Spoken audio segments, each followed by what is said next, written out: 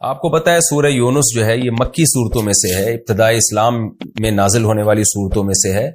تو بار بار یہ بات میں نے عرض کی ہے کہ مکہ کی صورتوں میں احکام کم ہیں. آپ نے سورہ بقرہ میں بہت سارے احکام پڑھے، سورہ نساء میں بہت سارے احکام پڑھے، لیکن ان صورتوں میں جو مکہ میں ہے نا، ان میں آخرت کی باتیں، عقیدہ توحید، آخرت سے ڈراوا، نبی صلی اللہ علیہ وسلم کی نبوت کے دلائل، یہ ٹاپک بہت زیادہ ہے.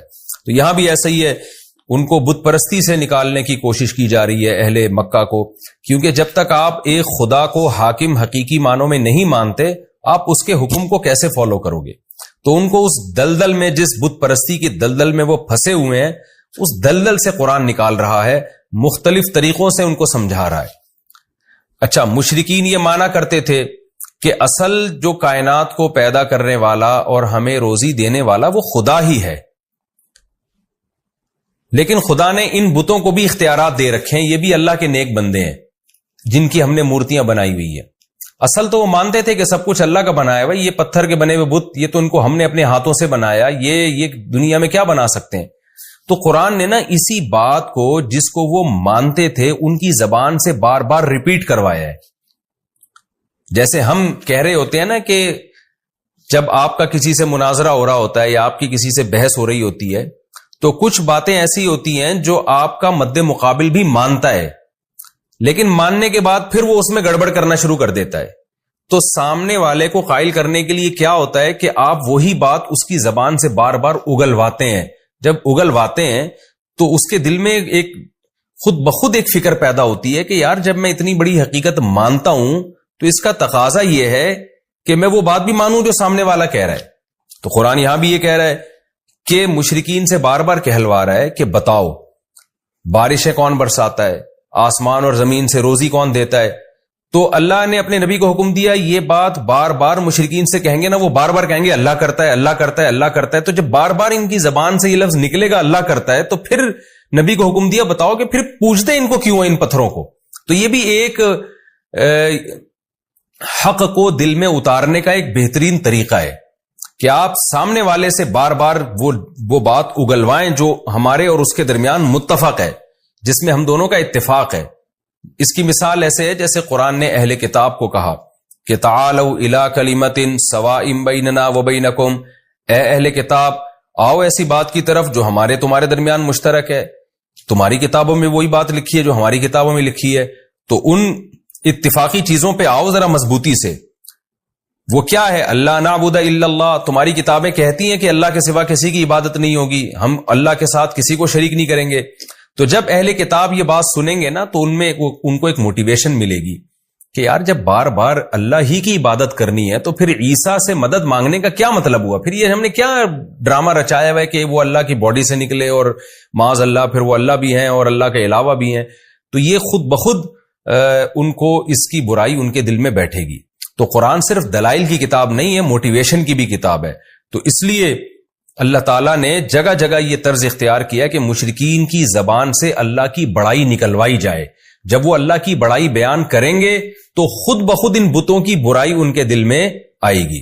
تو قرآن کہتا ہے قل، اے نبی ان سے کہہ دیجئے، من یرزقکم من السماء والارض، کون ہے جو آسمان سے تمہیں روزی دیتا ہے بارشیں برسا کے، والارض اور زمین سے روزی دیتا ہے. امن یملک السمع، کون ہے جو سماعت کا مالک ہے، جب چاہے تمہاری کانوں کے سننے کی طاقت ختم کر دے. والابصار، اور کون ہے جو تمہارے دیکھنے کی طاقت کا مالک ہے، اس کو یہ کنٹرول ہے کہ جب چاہے تمہیں تمہاری دیکھنے کی قوت کو ختم کر دے. ومن یخرج الحی، کون ہے جو صاحب کمالات ہے، جو زندہ کو مردہ سے نکالتا ہے. جیسے انڈا ایک مردہ چیز ہے، تھوڑے دنوں میں کیسے اس میں ہارٹ بیٹ پیدا ہوتی ہے، روح پڑ جاتی ہے اور چوزا نکل آتا ہے. وَيُخْرِجُ الْمَيِّتَ مِنَ الْحَيِّ، اور مردہ چیزوں کو زندہ چیزوں سے نکالتا ہے. آپ کو پتا ہے میڈیکل سائنس کے لیے دنیا کا سب سے بڑا مسئلہ حیات کو ڈیفائن کرنا ہے کہ زندگی کی ڈیفینیشن کیا، یہ حیات کیا چیز ہے. تو اللہ نے موت اور حیات کو پیدا کر دیا، کتنا بڑا کمال ہے خدا کا. وَمَن يُدَبِّرُ الْأَمْرَ، اور کون ہے جو معاملات کی تدبیریں کر رہا ہے. کیونکہ اس کائنات میں آپ کو ایک مینجمنٹ نظر آئے گی، تو مینجمنٹ مینیجر کے بغیر نہیں ہوتی. مینجمنٹ کو ہم عربی میں تدبیر کہتے ہیں، اردو میں انتظام کہتے ہیں کہ انتظام ہے. تبھی کہتے ہیں نا علاقے کا ناظم ہے، منتظم ہے. کیا مطلب؟ جو نظم و ضبط اور پورا ایک اس نے جو ہے وہ ایک سسٹم بنایا ہوا ہے. تو اسی کو عربی میں تدبیر کہا جاتا ہے. وَمَن يُدَبِّرُ الْأَمْرَ، اور کون ہے جو معاملات کی تدبیر کر رہا ہے، پوری کائنات میں ایک مینجمنٹ اس نے باقی رکھی ہوئی ہے. تو جب اے نبی آپ ان سے سوال پوچھیں گے فَسَيَقُولُونَ اللَّهُ، فوراً یہ کہہ دیں گے، ان قریب کہہ دیں گے اللہ. اگرچہ ان کو یہ کہتے ہوئے تکلیف ہو رہی ہوتی ہے کہ ہم اللہ کی کبریائی بیان کریں، کیونکہ ان کو پتا ہے کہ ہم جب اللہ کی بڑائی بیان کریں گے تو ان جو بت ہے نا ہمارے جو جھوٹے معبود ہیں، ان کی برائی آٹومیٹیکلی بیان ہو جائے گی کہ یہ تو کچھ بھی نہیں کر سکتے. لیکن اس کے باوجود قرآن کہتے ہیں فوراً یہ پکار اٹھیں گے کہ بھائی وہ تو اللہ ہے، یعنی اس میں تو کوئی دو رائے ہو ہی نہیں سکتی. کیونکہ مشرکین میں اتنی عقل تھی، وہ یہ مانتے تھے کہ جن بتوں کو ہم نے اپنے ہاتھوں سے بنایا ہے، انہوں نے کہاں آسمان سے یہ کمبخت بارش برساتے ہیں، کہاں یہ پورے کائنات کو چلا رہے ہیں. یہ ان کے دل کی آواز تھی جو سوال پوچھنے پر فوراً ان کی زبان پہ آ جاتا تھا یہ جملہ. فقل، تو اے نبی فوراً آپ نے کیا کہنا ہے، افلا تتقون، تو پھر تم ڈرتے نہیں ہو خدا سے، بچتے نہیں ہو اس کی نافرمانی سے. تو جس نے یہ سارے کام کیے ہیں تو اصل تو وہ ہے جس کو پوجا جائے، جس کی عبادت کی جائے. فذالکم اللہ، کیا بلاغت ہے قرآن کی. پس ذالکم اللہ، یہ ہے اللہ. یعنی نبی سے کہا جا رہا ہے آپ ان سے کہیں کہ اللہ گویا ہاتھ کا اشارہ کر کے کہہ رہے کہ جو یہ سارے کام کرتا ہے نا، آسمان سے بارشیں برسا رہا ہے، زمین سے طرح طرح کی نباتات پیدا کر رہا ہے، اور ہر چیز کا مالک ہے، مردے کو زندہ سے، زندہ کو مردے سے نکال رہا ہے، اور پوری کائنات میں ایک مینجمنٹ کو برقرار رکھا ہوا ہے، جس کی یہ صفاتیں ذالکم اللہ، یہی تو اللہ ہے. یعنی محمد صلی اللہ علیہ وسلم جس اللہ کی طرف تمہیں بلا رہے ہیں وہ کوئی اچھمبے کی چیز نہیں ہے، وہ کوئی ایسی مخلوق، ایسی ذات نہیں ہے جو کھوپڑی میں آئی نہیں کہ وہ ہے کیا. یہی تو ہے جو سارے کام کر رہا ہے، بس اسی کی طرف تو تمہیں دعوت دی جا رہی ہے. فَذَلِكُمُ اللَّهُ رَبُّكُمْ، یہی اللہ ہے، تمہارا رب ہے، تمہارا پروردگار ہے. رب کا معنی پالنے والا ہے، الحق برحق ہے. اس کے علاوہ جتنے بھی تم نے خدا بنائے ہوئے سارے باطل ہیں. کیسی بلاغت ہے. میں جب سورہ یونس پڑھا کرتا تھا نا جب طالب علمی کے دور میں، مجھے یہ آیت میں بڑا ایک لطف آتا تھا، ایک وجد آتا تھا کہ کیسے اللہ نے اپنی صفات بیان کر کے، کیسے اللہ نے کہا فذالکم اللہ، یہی تو اللہ ہے.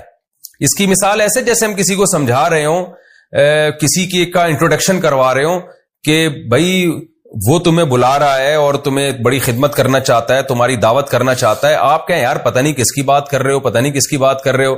ایک دم وہ بندہ سامنے آ جائے، آپ کہیں یہی تو ہے جس کی میں بات کر رہا ہوں. یہ کوئی، اس کو تو تم پہلے سے جانتے ہو، اسی کی تو بات کر رہا ہوں میں جس کو تم پہلے سے جانتے ہو. تم ڈر کیوں رہے ہو اس سے؟ یہی قرآن کا انداز ہے. کیونکہ آپ آج بھی ایتھیسٹ سے جب بات کرتے ہیں نا خدا کی، وہ بھی گھننا بن جاتا ہے. جو خدا کے منکر ہیں نا، وہ بھی کہتے ہیں پتہ نہیں کون سے گاڈ کی بات کر رہے ہو یار، تم ہے بھی کہ نہیں ہے، کہاں ہے وہ، نظر کیوں نہیں آتا. تو اللہ اپنی صفات بیان کرتا ہے کہ یہ سارے کام آٹومیٹیکلی خود بخود نہیں ہو سکتے. تو جو یہ کام کر رہا ہے فذالکم اللہ، یہی ہے اللہ، بالکل تمہارے سامنے ہے، کوئی ایسی چیز نہیں ہے جو تمہاری عقل سے بالا تر ہو. اور اللہ ہے، اور ربکم، یہ پال رہا ہے تمہیں، صرف مالک نہیں ہے بلکہ تمہیں رزق بھی دے رہا ہے، تمہاری تربیت بھی کر رہا ہے. الحق، اور یہی برحق ہے. اس کے علاوہ جتنے جھوٹے خدا تم نے بنائے ہوئے وہ سارے باطل ہیں. فماذا بعد الحق الا الضلال، تو بتاؤ حق کے بعد اب گمراہی کے سوا کیا رہ گیا. یعنی اللہ کا انٹروڈکشن بھی آ گیا، تعارف بھی آ گیا، اور اس سے اللہ کا وجود بھی ثابت ہو گیا، اور اللہ کا ایک ہونا بھی ثابت ہو گیا کہ یہ سارے کام تو اکیلا اللہ کر رہا ہے. جن کو تم معبود بنا کے پوجتے ہو وہ تو کچھ بھی نہیں کر رہے. تو اللہ کا وجود بھی ثابت ہو گیا اور اللہ کا ایک ہونا بھی ثابت ہو گیا. تو اس حق کو اگر تم نہیں مانتے تو بتاؤ حق کے بعد گمراہی کے سوا کیا ہے. اس کا مطلب اس حق کو تم چھوڑو گے تو تم گمراہی کی طرف لے کے جا رہے ہو. یعنی یہ نہیں ہو سکتا کہ کوئی آدمی کہ میں تو نیوٹرل ہوں، میں نہ اللہ کو مانتا ہوں نہ میں نہیں مانتا، میں تو ویسی زندگی گزار رہا ہوں، مجھے کیوں گمراہ کہہ رہے ہو. نہ اللہ کہہ رہے ہیں جو حق کو نہیں مانتا تو وہ گمراہ ہے. جو حق کو نہیں مانتا تو اس کا مطلب وہ گمراہ ہے. فماذا بعد الحق، تو بتاؤ کیا چیز ہے حق کے بعد، الا الضلال، سوائے گمراہی کے. تو اب جو براڈ مائنڈڈ بننے والے لوگ ہیں نا، جو لبرل بنتے ہیں کہ جی ہم کسی ایک طرف نہیں جاتے، نہ ہم خدا کے وجود کو مانتے ہیں نہ انکار کرتے ہیں، اور ہم تو یعنی اعتدال والی رائے اختیار کرتے ہیں. تو اللہ کہتے ہیں نہ، ایک چیز کا حق ہونا ثابت ہو جائے نا تو اس پہ ڈٹ جاؤ. چاہے لوگ تمہیں فنڈامنٹلسٹ کہیں، لوگ تمہیں دقیانوس کہیں، لوگ تمہیں بنیاد پرست کہیں، کچھ بھی کہیں. کیونکہ اگر اس حق کو تم نہیں مانتے تو پھر بیچ کا کوئی دوسرا راستہ نہیں ہے. حق کے علاوہ سب کچھ گمراہ ہے, تو اس کے علاوہ کوئی رائے رکھو گے تو وہ گمراہی والی رائے کہلائے گی. تم پھر معتدل نہیں کہلاؤ گے بلکہ تم گمراہ کہلاؤ گے.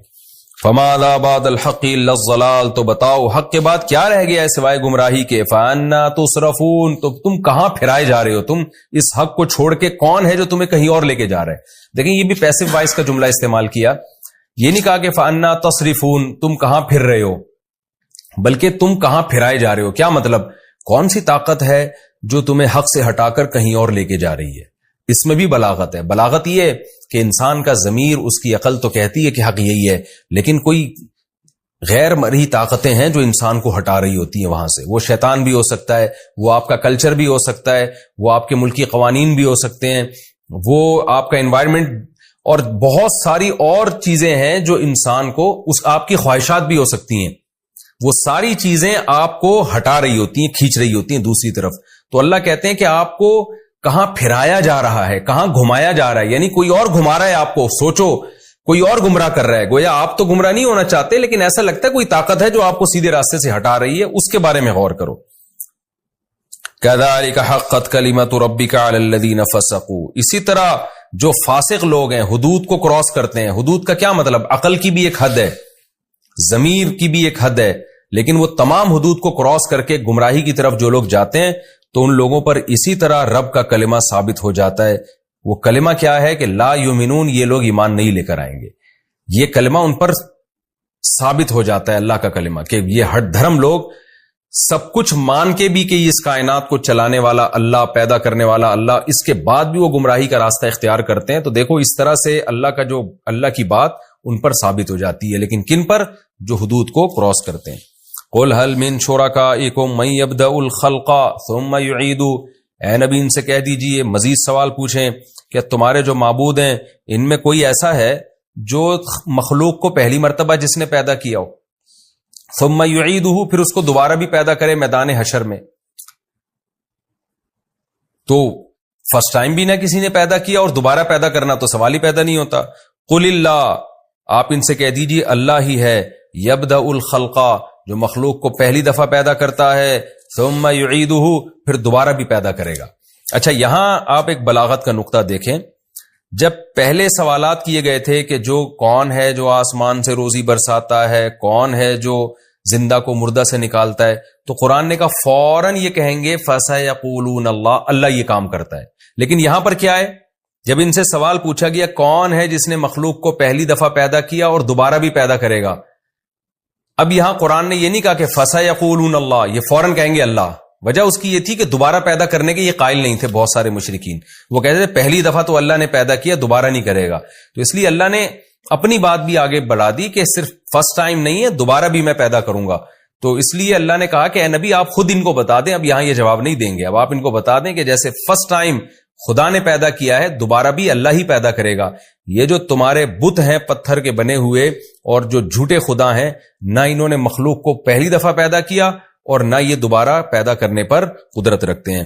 قل هل من شرکائکم من یبدأ الخلق, کہہ دیجئے تمہارے معبودوں میں کون ہے جو فرسٹ ٹائم مخلوق کو پیدا کرتا ہے, ثم یعیدہ, پھر دوبارہ پیدا کرے گا.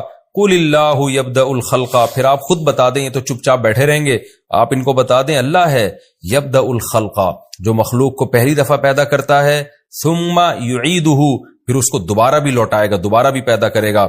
فَأَنَّا تُؤْفَكُونَ, تو تم کہاں پھرائے جا رہے ہو. دوسری دفعہ چلو پیدا کرنے کے قائل نہیں, لیکن فرسٹ ٹائم تو مانتے ہو نا اللہ نے پیدا کیا, تو اس اللہ کو چھوڑ کر کن جھوٹے خداؤں کے پیچھے لگے ہوئے ہو. قُلْ هَلْ مِن شُرَكَائِكُم مَن يَهْدِي إِلَى الْحَقِّ, یہ بھی بڑی دلچسپ آیت ہے. آپ بتا دیجئے تمہارے معبودوں میں کون ہے ایسا ہے, مَن يَهْدِي إِلَى الْحَقِّ, جو حق کی طرف رہنمائی کرتا ہے. جتنے جھوٹے خدا دنیا میں ہیں, کوئی گائیڈنس ہے, وہ ہمیں بتا سکتے ہیں کہ صحیح کیا ہے غلط کیا ہے. اور جو اللہ ہے وہ تو ہمیں حق بتا رہا ہے, وہ بتا رہا ہے زنا بری چیز ہے, نکاح بری چیز نہیں ہے, سود بری چیز ہے, تجارت بری چیز نہیں ہے, شراب بری چیز ہے, اور حلال اور پاکیزہ اموال بری چیز نہیں ہے. وہ تو ہمیں جگہ جگہ گائیڈ کر رہا ہے. رشتہ داری توڑنا بری چیز ہے, جوڑنا اچھی چیز ہے. وہ ہمیں نماز بھی بتا رہا ہے کہ ایسے رب کی عبادت کرنی ہے, حج ایسے کرنا ہے, قربانی ایسے کرنی ہے. گائیڈنس آپ کو اسلام میں جگہ جگہ گائیڈنس ملے گی اور بہترین ہدایت ملے گی. تو قرآن کہہ رہا ہے کہ ان سے کہیں کہ ایک تو خدا ہے جو تورات میں، انجیل میں، قرآن میں گائیڈ کر رہا ہے، جس نے ابراہیم علیہ السلام کے ذریعے گائیڈ کیا لوگوں کو، بتایا صحیح کیا ہے غلط کیا ہے. اور ایک تمہارے جھوٹے معبود ہیں جو کمبخت ہزاروں سال سے چپ بیٹھے ہوئے ہیں، پھوٹتے نہیں ہیں منہ سے کچھ بھی. اور اگر کوئی ان میں زندہ معبود ہو وہ گائیڈ بھی غلط کر رہا ہوتا ہے. تو اب بتاؤ کس سے محبت کی جائے گی، کس کی عبادت کی جائے گی؟ قل هل من شرکائکم، آپ ان سے کہہ دیجئے کیا ہیں تمہارے معبودوں میں سے من، کوئی ایسا معبود ہے، یہدی الی الحق، جو سیدھے راستے کی رہنمائی کرتا ہو. یہ یہاں بھی چپ بیٹھیں گے، کیونکہ یہاں بھی یہ فوراً اگر یہ کہہ دیتے نا، یہاں چونکہ ان کو توہین محسوس ہو رہی ہے، اگر کہہ دیں گے نہیں ہمارے معبود تو سیدھے راستہ دکھا ہی نہیں سکتے، تو ابے بھائی جب تمہارے معبود تمہیں گائیڈ ہی نہیں کر سکتے تو وہ تمہارے رہنما کیسے بن گئے، تمہارے لیڈر کیسے بن گئے وہ، اور ان کو تم فالو کیسے کرو گے؟ فالو لیڈر کو کیا جاتا ہے نا، تو لیڈر ہونے کی صلاحیت ہوگی تو فالو کیا جائے گا.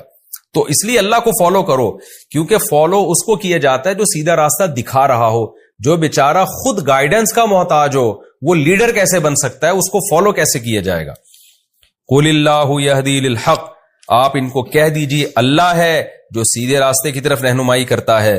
اب قرآن یہ مقدمہ قائم کر کے، یہ دلیل قائم کر کے ایک اور بات پر استدلال کر رہا ہے کہ جو سیدھے راستے کی رہنمائی کرتا ہے بھلا وہ اس بات کا زیادہ حقدار ہے کہ اس کی اتباع کی جائے، یا جو بیچارہ خود جس کے پاس سیدھا راستہ نہ ہو جب تک کہ اس کو کوئی راستہ نہ بتائے. تو جو لیڈر ہی گائیڈنس کا محتاج ہے تو عوام اس کو کیسے فالو کرے گی؟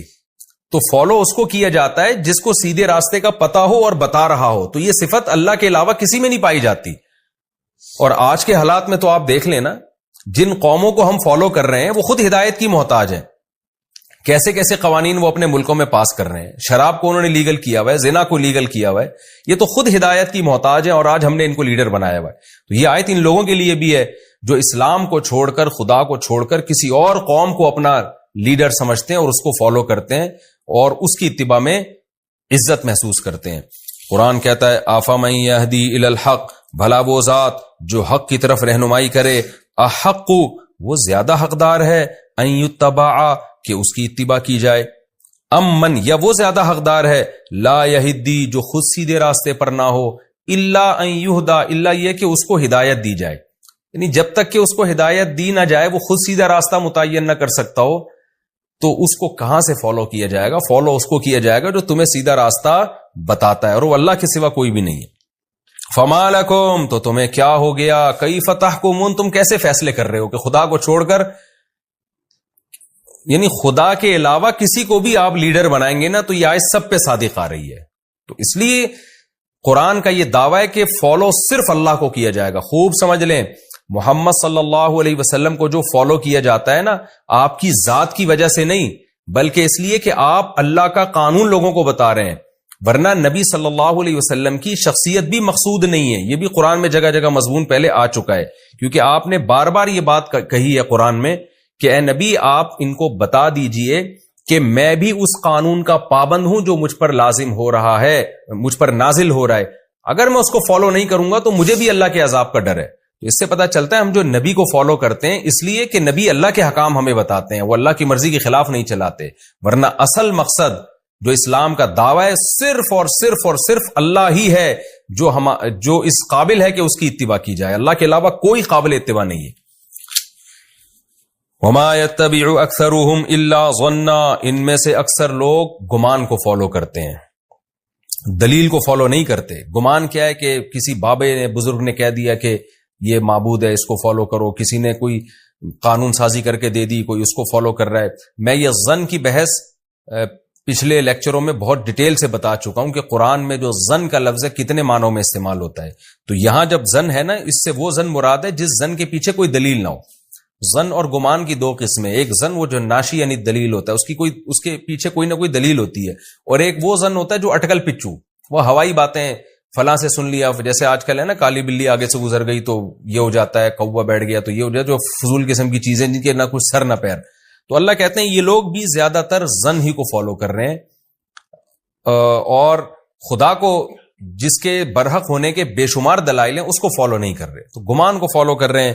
ان الظن لا یغنی من الحق شیئا، تو اس طرح کے جو ظن ہیں جن کی کوئی پیچھے دلیل نہیں ہوتی، یہ حق کا ذرا بھی فائدہ نہیں پہنچاتے، اس سے انسان کبھی بھی حق تک نہیں پہنچ سکتا.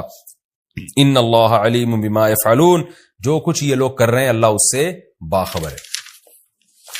وما كان هذا القرآن ان يفترى من دون اللہ، اور یہ قرآن بھی ایسا نہیں ہے کہ اللہ کے سوا، اللہ کے علاوہ سے گھڑ دیا جائے اس کو، یعنی اللہ کے علاوہ کسی مخلوق کے ذریعے اس کو گھڑ کے لوگوں کے سامنے لا کے پیش کر دیا جائے، کوئی شاعر ہو جو یہ کلام پیش کر دے، ایسا بھی نہیں ہے. ولیکن تصدیق الذی بین یدی، کیونکہ نبی جب یہ قرآن پڑھتے تھے نا تو بلاغت تو اس میں بلا کی ہے، یہ عجیب آیتیں، مشرکین بڑے ہل جاتے تھے اندر سے. قرآن کہتا تھا من یرزقکم من السماء والارض، کون ہے جس نے آسمان اور زمین سے تمہیں رزق دیا، کون ہے جو تمہیں سیدھا راستہ دکھاتا ہے. تو لیڈر تو وہی ہو سکتا ہے جو سیدھا راستہ دکھائے. تو مشرکین کے ذہن میں ایک وہم آ سکتا تھا، وسوسات آ سکتا تھا، اور ہر دھرمی میں بھی یہ بات کہتے تھے کہ محمد صلی اللہ علیہ وسلم نے کلام گھڑ لیا ہے اپنی طرف سے، بڑا زبردست خوبصورت کلام کرتے ہیں، ہمارے سامنے دلائل کے انبار لگاتے ہیں، تو یہ بڑے بہترین شاعر ہیں، بڑی بلاغت ہے ان کے کلام میں، گھڑ لیا انہوں نے. تو قرآن اس کا بھی جواب دے رہا ہے کہ یہ شیطان تمہیں خدا کے کلام سے ہٹا رہا ہے. اللہ تم سے کلام کر رہا ہے، باتیں کر رہا ہے، تمہیں سمجھا رہا ہے، اور تم اب جب تمہارے پاس دلائل سے جواب نہیں ہے تو تم کیا کہتے ہو، یہ اللہ کا نہیں، محمد صلی اللہ علیہ وسلم کا کلام ہے. قرآن کہتا ہے ایسا نہیں ہے، یہ قرآن ایسا نہیں ہے کہ اللہ کے علاوہ سے گھڑ لیا گیا ہو. ولیکن تصدیق الذی، یہ تو تصدیق کر رہا ہے ان کتابوں کی جو اس سے پہلے گزر چکی ہیں. گڑی ہوئی بات ہمیشہ نہیں ہوتی ہے، پچھلوں کی نقل نہیں ہوتی وہ. تو تورات کا بھی یہی مضمون ہے، انجیل کا بھی یہی مضمون ہے، اور قرآن کا بھی یہی مضمون ہے. اگر محمد صلی اللہ علیہ وسلم نے گڑھنا ہوتا نا تو اس کی آیتیں میچ کیوں کر رہی ہوتی ہیں تورات اور انجیل سے. ایک بڑے اسکالر گزرے ہیں ہندوستان میں، خطبات بہاولپور کے نام، ڈاکٹر حمید اللہ، ان کی بڑی ریسرچ ہے آسمانی کتابوں پہ بھی. انتقال ہو گیا، اللہ ان کی مغفرت فرمائے. خطبات بہاولپور کے نام سے ان کے بڑے زبردست لیکچرز ہیں، میں نے بچپن میں پڑھے تھے وہ. ان کی دنیا میں ٹریولنگ بہت ہے، انہوں نے تورات انجیل پر بھی بڑی ریسرچ کی ہے. انہوں نے یہ بات اپنے مقالے میں لکھی ہے کہ آج دنیا بھی اس پر حیران ہے کہ قرآن، تورات اور انجیل، ان میں ان کا جو انداز بیان ہے نا وہ سیم ہے. حالانکہ تورات کہاں نازل ہو رہی ہے؟ ارض شام میں، اور عیسائیوں اور یہودیوں کا محمد صلی اللہ علیہ وسلم سے کوئی لنک تھا ہی نہیں. عربوں سے، جو مکہ کے عرب ہیں نا، مدینہ میں تو پھر بھی تھے، مکہ میں سے تو ان کا اہل کتاب کا کوئی تعلق ہی نہیں تھا. لیکن مکہ کا ایک یتیم بالکل اسی انداز سے کلام پیش کر رہا ہے جو موسیٰ کلیم اللہ کر چکے ہیں اور جو عیسیٰ روح اللہ کر چکے ہیں. تو یہ خود قرآن کے لیے قرآن کے برحق ہونے کی ایک بہت بڑی دلیل ہے. تو قرآن کہتا ہے ولیکن تصدیق الذی، یہ تو ان مضامین کی تصدیق کرتی ہے جو اس سے پہلے گزر چکی ہیں، سیم مضامین ہے. جیسے وہ اللہ کی کتاب تھی، یہ بھی اللہ کی کتاب ہے. وتفصیل الکتاب، اور اس میں ضروری احکام ہم نے تفصیل سے بیان کر دیے ہیں. لا ریب فیہ، اس کے اللہ کی طرف سے ہونے میں کوئی شک نہیں ہے. من رب العالمین، رب العالمین کی طرف سے ہے.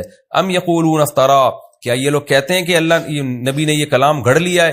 قل فاتوا بسورۃ مثلہ، اے نبی ان سے کہہ دیجئے تم بھی اس جیسی کوئی صورت بنا کے لے آؤ. گھڑنے پر تو کوئی تم پہ پابندی نہیں ہے نا، تم بھی ایسا کلام بنا کے لے آؤ، لوگ متاثر ہوں گے، تم بھی جھوٹی نبوت کا دعویٰ کر دو. وادعوا من استطعتم، اور تمہارا تو دعویٰ محمد صلی اللہ علیہ وسلم نے اکیلے بنا لیا ہے، ہم تمہیں چیلنج کر رہے ہیں کہ تم سارے شعراء کو اکٹھا کر لو، سارے خطیبوں کو جمع کر لو، اللہ کے علاوہ جو تمہیں ملتی ہے مخلوق لے آؤ، ان کنتم صادقین، اگر تم اپنے دعوے میں سچے ہو. آگے قرآن کہتا ہے بل کذبوا، اصل بات یہ ہے کہ قرآن کے بارے میں یہ نہیں کہ ان کو دلائل سے لگاؤ کہ یہ جھوٹا کلام ہے، نا نا نا نا، اصل بات یہ ایسی چیز کا انکار کر رہے ہیں لم یحیطوا بعلمہ، کہ ان کے علم میں اس کا احاطہ ہی نہیں کیا ہے، انہوں نے اس کے بارے میں تحقیق ہی نہیں کی ہے، غور و فکر ہی نہیں کیا ہے، گمان سے بس انکار کر رہے ہیں. اور دوسری وجہ یہ لما یاتہم تاویلہ، انہوں نے اس انکار کا انجام بھی نہیں دیکھا، وہ آیا ہی نہیں، ان کو سزا ملی نہیں اب تک.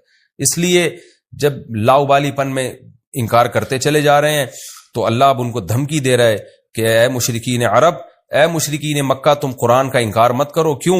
کذالک کذب الذین من قبلہم، ان سے پہلے لوگوں نے بھی انکار کیا تھا. فانظر کیف کان عاقبۃ الظالمین، دیکھو ظالمین کا انجام پھر کیسا ہوا. تو تمہارا بھی پھر وہی انجام ہو سکتا ہے. تو دلائل سے تو اللہ بات کر رہے ہیں، اللہ تعالیٰ دھمکیاں بھی دے رہے ہیں ساتھ ساتھ، کہ یہ ہلکی بات نہیں ہے کہ جس کا دل چاہے ایمان لے آئے، جس کا دل چاہے رد کر دے، نا نا نا. تمہیں غور و فکر کر کے ایمان لانا پڑے گا۔ پھر نبی کو تسلی دی جا رہی ہے، کیونکہ نبی صلی اللہ علیہ وسلم بہت پریشان ہوتے تھے، سب ایمان کیوں نہیں لے کر آتے، اتنی واضح آیات ہیں۔ اللہ نے فرمایا وَمِنْهُمْ مَن يُؤْمِنُ بِهِ، کچھ ان میں سے ایسے ہیں جو ایمان لائیں گے اور لاتے ہیں، وَمِنْهُمْ مَن لَا يُؤْمِنُ بِهِ، اور کچھ ایسے ہیں جو نہیں لے کر آئیں گے۔ تو آپ نے اپنا کام جاری رکھنا ہے، یہ لالچ نہیں رکھنی کہ سارے مسلمان ہو جائیں، یہ ممکن نہیں ہے۔ وَرَبُّكَ أَعْلَمُ بِالْمُفْسِدِينَ، جو مفسد لوگ ہیں، جو ایمان نہیں لے کر آئیں گے، اللہ ان کو خوب جانتا ہے، خود ہی نمٹ لے گا ان سے۔ یہ ہمارا جناب رکوع نمبر 4 اور 9 تفسیر کے لحاظ سے کمپلیٹ ہوا۔ میں انشاءاللہ اس کا مختصر خلاصہ پیش کر دیتا ہوں۔ پہلی آیت میں ہمیں اللہ نے بتایا کہ اللہ کی صفات ہیں، آسمان سے رزق برساتا ہے۔ دیکھیں قرآن کا جو دلائل کا انداز ہے وہ منطقیانہ نہیں ہے، وہ نیچرل ہے۔ تو نیچرل یہی ہے کہ قرآن اس کائنات میں ہونے والے تغیرات کو بیان کرتا ہے کہ یہ خود بخود کیسے ممکن ہے، یہ آٹومیٹیکلی نہیں ہو سکتے، یہ سب کچھ اللہ کر رہا ہے۔ تو مشرکین کی زبان سے نکلوایا جا رہا ہے اللہ کا تعارف، اور پھر نفی کی جا رہی ہے کہ جب اللہ کر رہا ہے تو پھر ان معبودوں کو تم کیوں پوجتے ہو۔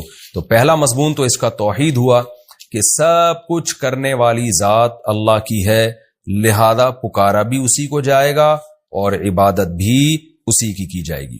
دوسری بات ہمیں کیا پتہ چلی کہ پہلی مرتبہ اللہ نے پیدا کیا۔ مشرکین جو شرک کرتے تھے ان کی میں بھی اتنی کھوپڑی تھی کہ خود بخود کائنات پیدا نہیں ہو سکتی، تو وہ یہ مانتے تھے کہ فرسٹ ٹائم اللہ نے پیدا کیا۔ اختلاف اس میں کرتے تھے کہ دوبارہ پیدا ہوگا کہ نہیں، یہ ہوگی کہ نہیں ہوگی۔ تو آج کا جو ملحد ہے وہ بالکل ہی بے عقل ہے، وہ کہتے ہیں کائنات خود خالق ہے، یعنی کائنات نے اپنے آپ کو خود پیدا کر لیا۔ یہ تو پاگلوں والی بات ہے بالکل۔ اچھا یہ بھی خوب سمجھ لیں، جو ملحد کہتے ہیں نا کوئی خدا نہیں ہے، یہ بھی جھوٹ بولتے ہیں۔ جو یہ کہتے ہیں نا خدا نہیں ہے، وہ اس کائنات ہی کو کریٹر مان رہا ہے، یعنی اس مادی چیز جو کچھ ہونے میں کسی طاقت کی محتاج ہے، اس محتاج ہی کو کریٹر قرار دے دیا، تو کتنی بڑی بے عقلی کی بات ہے۔ تو اللہ نے ان آیتوں میں بتایا کہ فرسٹ ٹائم بھی وہ پیدا کرتا ہے، دوبارہ بھی وہی پیدا کرے گا۔ اور تیسری بات، ہم فالو کس کو کریں، اس کا بھی ان آیتوں میں اللہ نے جواب دیا کہ آفامن یہدی الی الحق احق ان یتبع اما لا یہدی الا ان یہدی۔ یہ آیت تو رٹا لگا کے یاد کر لیں، یہ آج مغربی کلچر پہ بہت صادق آتی ہے۔ مشرکین مکہ کسی کلچر کو فالو نہیں کرتے تھے، مشرکین مکہ اپنے ہی باپ دادا کے گڑے ہوئے مذہبی غلط نظریات کو فالو کرتے تھے۔ اس پہ قرآن نے یہ کہا کہ جو خود ہدایت کا محتاج ہو اس کو فالو کیا جائے گا، یا جو ہدایت دیتا ہو اس کو فالو کیا جائے گا۔ آج بھی یہ بات دنیا پہ صادق آتی ہے کہ دنیا میں مجھے بتاؤ قرآن کے علاوہ یا اللہ کے علاوہ جس نے قرآن میں آیتیں نازل کی، آپ کو ہدایت ملے گی کہاں؟ جو مغربی ممالک جو اپنے آپ کو اتنے بڑے فنٹر سمجھتے ہیں، دنیا کی ذہین ترین اور تہذیب یافتہ قومیں سمجھتی ہیں، وہ خود اپنے ہاتھوں سے بنائے ہوئے قوانین سے پریشان ہیں۔ ان کا سسٹم کیسا تباہ و برباد ہو رہا ہے، وہاں پہ کس قسم کے بیہودہ قوانین وہاں رائج ہو رہے ہیں۔ یعنی جو چیز ان کی قوم میں شامل ہو جائے نا، کلچر کا حصہ بن جائے، وہی قانون بن کے اسمبلیوں میں پاس ہو جاتی ہے۔ تو جو برائی معاشرے میں پھیل جائے گی وہ قانون بن کے پاس ہو جائے گی۔ تو اس سے تو پتہ چلتا ہے وہ تو خود گائیڈنس کے محتاج ہیں، اور ہماری جو ینگ جنریشن ہے وہ فالو ان کو کر رہی ہے۔ تو اس لیے میرے بھائی فالو صرف اللہ ہی کو کیا جائے گا، کیونکہ آپ قرآن کے الحم سے لے کے والناس تک اگر احکام دیکھیں تو آپ کو نیچر کے قریب نظر آئیں گے۔ قرآن صفائی کی تعلیم دے رہا ہے، وَثِيَابَكَ فَطَهِّرْ، اپنے کپڑوں کو پاک رکھیے۔ یا ایھا النبی کلوا من الطیبات واعملوا صالحا، کہ کھاؤ بھی پاکیزہ اور عمل بھی پاکیزہ ہو۔ تو ہر چیز میں پاکیزگی جھلک رہی ہے، اس میں طہارت جھلک رہی ہے۔ تو اس لیے یہ 2 اور 2 4 کی طرح ہے کہ یورپ کے پاس، اہل مغرب اقوام کے پاس، ان لوگوں کے پاس ہدایت نہیں ہے۔ تو اللہ کہہ رہا ہے بھلا جس کے پاس خود ہدایت نہ ہو وہ اس بات کے زیادہ لائق ہے کہ اس کو فالو کرو، یا جو خود لوگوں کو ہدایت دے رہے جیسے کہ اللہ۔ ظاہر ہے اللہ کے علاوہ ہمارے پاس کوئی نہیں ہے جس کو ہم فالو کریں۔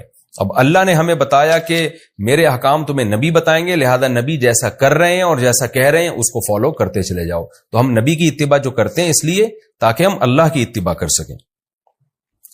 اور وما یتبع اکثرهم الا ظنا، اس میں ہر باطل کی جو بیس ہے وہ یہی ہوتی ہے اس کے تحت علماء نے لکھا ہے کہ آج کل جو لوگوں کے سیاسی تبصرے یا اوٹ پٹانگ تبصرے، جن کی کوئی دلیل ہی نہیں ہوتی، ان کے پاس کوئی معلومات ہی نہیں ہوتی، اور بیٹھ کے آپ دیکھیں نا 4 آدمی جمع ہوں گے تو چاروں پھینکنا شروع کر دیتے ہیں، وہ یہ کر رہا ہے، وہ یوں کر رہا ہے، وہ غلط ہے، وہ صحیح ہے، کسی کے پاس کوئی اوتھینٹک بات نہیں ہوتی، کوئی دلیل نہیں ہوتی.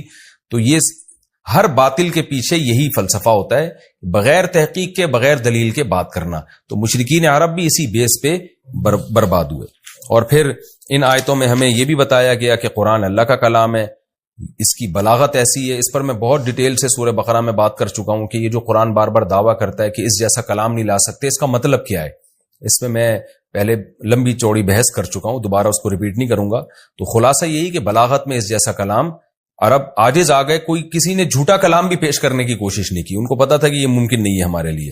تو اس سے قرآن کی صداقت کا بھی پتہ چلتا ہے.